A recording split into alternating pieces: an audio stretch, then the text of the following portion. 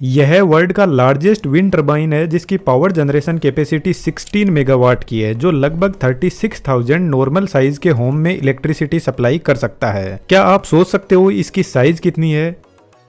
इसका generator ground से 152 metre की हाइट पे रखा हुआ है और इसके हर एक ब्लेड की साइज 123 मीटर की है। इतनी हाइट पर मैकेनिकली बैलेंस करना एक बहुत ही बड़ा चैलेंज है। और सबसे इंटरेस्टिंग, इसका रोटर डायमीटर 260 मीटर का है। यह इतना बड़ा विंड मिल सिर्फ 1 मिनट में 10 to 20 आरपीएम की स्पीड पे चलता है। क्या आपने सोचा कि यह इतना स्लो चलते हुए इतनी ज्यादा हाई पावर कैसे जनरेट कर सकता है? जबकि सोलर पावर प्लांट को इस विंड मिल के बराबर इलेक्ट्रिसिटी जनरेट करने के लिए लगभग 24 एकड़ की जमीन चाहिए। सबसे पहले विंड मिल के ब्लेड की डिजाइन को देखते हैं। विंड मिल के ब्लेड एयरफॉइल मैकेनिज्म पर बने होते हैं।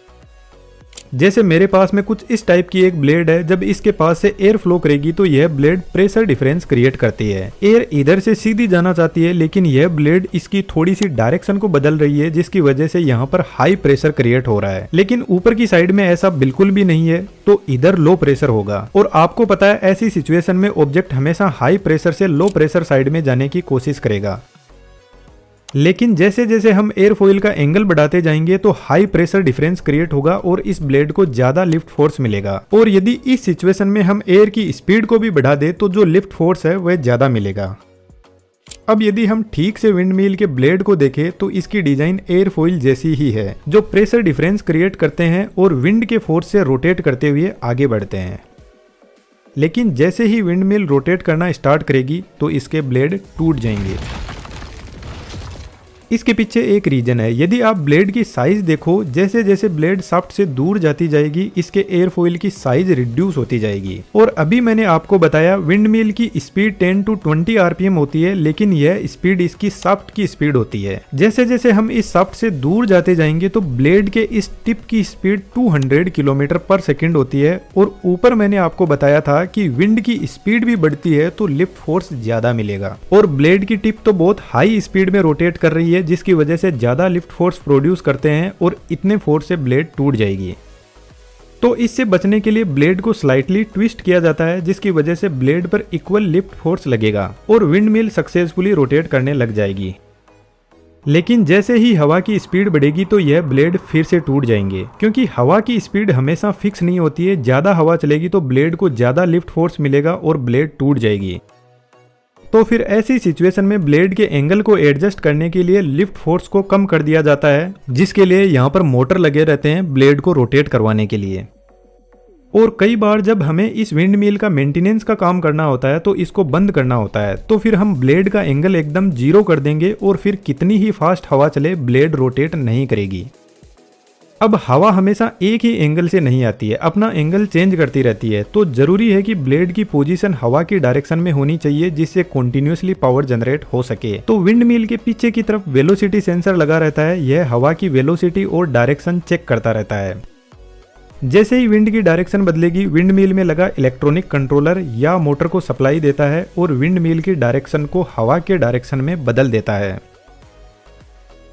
यह वेलोसिटी सेंसर ब्लेड एंगल को एडजस्ट करने में भी हेल्प करता है विंड स्पीड के अकॉर्डिंग। अब आता है सबसे इंपॉर्टेंट पार्ट, पावर जनरेशन। लेकिन इससे पहले एक और इम्पोर्टेंट सेक्शन है हमारा एडवांस 3D एनिमेशन का कोर्स, जिसमें हमने हर टाइप के एनिमेशन को आपको डिटेल से सिखाया है। Character, cartoon, building and architecture, machine animation और साथ में 3D एनिमेशन के फील्ड में मल्टीपल अर्निंग के जो सेक्टर है उनके बारे में भी डिटेल से कोर्स में बात की है। 3D से रिलेटेड कोई भी डाउट आता है तो हमारी तरफ से पूरा प्रॉपर सपोर्ट रहेगा। डिस्क्रिप्शन में डिटेल अवेलेबल है, जरूर से चेकआउट कीजिएगा। अब वापस टॉपिक पर आते हैं। अभी हमने देखा कि विंड मिल के रोटर की स्पीड 10 to 20 आरपीएम होती है और थर्मल पावर प्लांट पर सिंक्रोनस जनरेटर लगा रहता है, उनकी स्पीड 3000 आरपीएम होती है। और हमें विंड टर्बाइन और थर्मल पावर स्टेशन पर लगे हुए जनरेटर की पावर को कंबाइन करके काम में लेना है। और आपको पता है हमारे इंडिया में फ्रीक्वेंसी 50 हर्ट्ज की है, तो इन दोनों को हमें एक प्लेटफॉर्म पर लाना जरूरी है। तो विंड मिल में हम क्या करते हैं, इसकी स्पीड बढ़ाने के लिए सबसे पहले यहाँ पर एक गियर बॉक्स काम में लेते हैं, जिसका गियर रेशियो 1:90 है। तो ब्लेड से मिल रही 10 to 20 आरपीएम की स्पीड को 1000 to 1500 आरपीएम तक बढ़ा दिया जाता है। आप यहाँ पर देख सकते हो जनरेटर कितना फास्ट रोटेट कर रहा है और ब्लेड कितनी स्लो चल रही है। यहाँ पर ब्रेक मैकेनिज्म भी होता है मेंटेनेंस के काम के लिए, जिससे जनरेटर को 100% रोका जा सके। लेकिन इस स्पीड से काम नहीं चलेगा, तो यहाँ पर जो जनरेटर चल रहा है उसी में कुछ बदलाव किए जाते हैं। जनरली विंड मिल के अंदर परमानेंट मैग्नेट सिंक्रोनस जनरेटर को काम में लेते हैं और आजकल डबल फीड इंडक्शन जनरेटर को भी काम में लेते हैं। तो जब पावर फैक्टर बहुत ज्यादा लेग करने लग जाता है तो विंड मिल में लगा यह जनरेटर ग्रिड के अंदर रिएक्टिव पावर की भी सप्लाई करता है। यदि आपको पता हो तो रिएक्टिव पावर क्या होती है कमेंट बॉक्स में जरूर से लिखना, ताकि लोग समझ सके इसको। स्पीड का एक फॉर्मूला होता है 120 F/P। इस फॉर्मूले में F फ्रीक्वेंसी है जो फिक्स है 50 हर्ट्ज। और दोस्तों जब हम दो जनरेटर को सिंक्रोनाइज करते हैं तो फ्रीक्वेंसी उनकी सेम होना बहुत ज्यादा जरूरी है। यहाँ P जनरेटर के अंदर नंबर ऑफ पोल्स है। यदि हमें गियर बॉक्स के बाद में 1000 RPM की स्पीड मिल रही है तो इस फॉर्मूले में हम स्पीड 1000 RPM रखेंगे और फ्रीक्वेंसी 50 हर्ट्ज फिक्स है और कैलकुलेट करने पर नंबर ऑफ पोल्स हमें 6 मिल जाएंगे।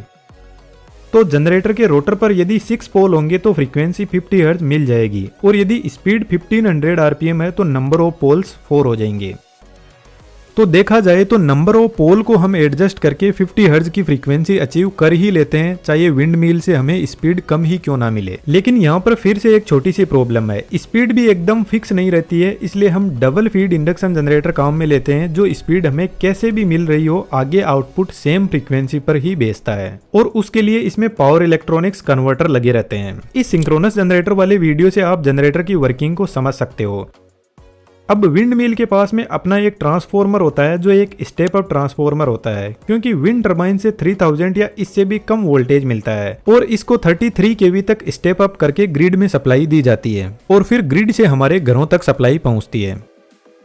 विंड मिल को इतनी हाइट पर मैकेनिकली बैलेंस करना एक बहुत ही बड़ा चैलेंज होता है, इसलिए इनको स्लो स्पीड में चलाया जाता है। यदि थर्मल पावर प्लांट पर लगे जनरेटर की तरह यहाँ पर ब्लेड रोटेट करेंगे तो इतने बड़े ब्लेड तूफान खड़ा कर देंगे और उससे पहले यह मैकेनिकली अनबैलेंस होकर टूट जाएंगे। विंड टरबाइन को जनरली लार्ज स्केल पर इलेक्ट्रिसिटी जनरेट करने में ही काम में लिया जाता है, क्योंकि लार्ज स्केल पर यह इलेक्ट्रिसिटी ज्यादा जनरेट करते हैं और खर्चा कम आता है। और यदि आप इनको घर पे लगाते हो तो यह बहुत ज्यादा कॉस्टली पड़ते हैं, क्योंकि विंड मिल एक मैकेनिकल डिवाइस है और इसको रेगुलर मेंटेनेंस की जरूरत पड़ती है, जबकि सोलर एनर्जी में ऐसा नहीं है। लेकिन सोलर में भी एक सबसे बड़ी प्रॉब्लम है, सोलर एनर्जी को ज्यादा स्पेस की जरूरत पड़ती है कंपेयर टू विंड। और सोलर एनर्जी की एफिशिएंसी 15 to 22% होती है, जबकि विंड टरबाइन की एफिशिएंसी 35 to 50% तक होती है। यदि हम अपने इंडिया की बात करें तो इंडिया विंड जनरेशन में थोड़ा पीछे है। चाइना 900 गीगावाट की इलेक्ट्रिसिटी विंड मिल से जनरेट करता है, जबकि इंडिया सिर्फ 42 गीगावाट 2022 के डेटा के अकॉर्डिंग। और हमारी बढ़ती डिमांड के हिसाब से हमें विंड मिल पर बहुत ज्यादा काम करने की जरूरत है। और चीन यहाँ पर ऑफशोर विंड टेक्नोलॉजी में चला गया है, जिसका मतलब है चीन ओशियन के अंदर विंड मिल इंस्टॉल कर रहा है और ओशियन के अंदर विंड का फ्लो रेगुलर रहता है। तो अभी हमें ऑफशोर विंड टेक्नोलॉजी में काम करने की जरूरत है। और बाय द वे अपन ने जो वर्ल्ड के लार्जेस्ट विंड टरबाइन के बारे में बात की थी वह भी चाइना में ही इंस्टॉल है। उम्मीद करता हूं दोस्तों वीडियो आपको अच्छा लगा होगा। कमेंट करके हमें जरूर से बताना वीडियो आपको कैसा लगा और